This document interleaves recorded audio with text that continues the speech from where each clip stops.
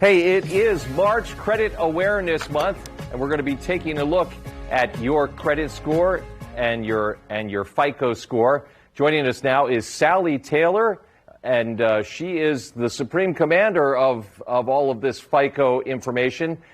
Sally, let's define terms right away. What exactly is my FICO score? Sure. A FICO score summarizes your credit report into a 3-digit number.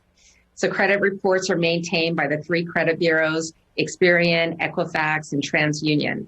The FICO score looks at things like how long you've had credit, how much credit you have, how much of your available credit is being used, and if you've paid on time. So the FICO score helps lenders determine how likely you are to repay the loan. So this in turn affects how much you can borrow and how much it will cost through your interest rate. Well, I think you've already largely answered this question, but why is a FICO score important? Well, FICO scores help millions of people gain access to the credit that they need to do things like get an education or purchase a car or buy a home or cover emergencies. So millions of consumers rely on their FICO score for their financial future, and we take that responsibility seriously. We know that access to credit is a key building block for economic inclusion and wealth building. And FICO's been spearheading efforts to help more consumers gain access to credit both safely and responsibly. So let's get down to brass tacks. What can I do to improve my FICO score? Yeah, that's a great question. The good news is that your FICO score is dynamic. It changes with your credit behavior. Your FICO score today doesn't have to be your FICO score tomorrow. There are several things that a consumer can do to improve their FICO score.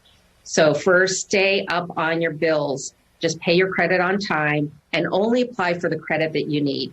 Consumers should also actively monitor their FICO score. Research has shown that consumers who frequently check their FICO scores are more likely to have a higher credit score. So how do I monitor my FICO score?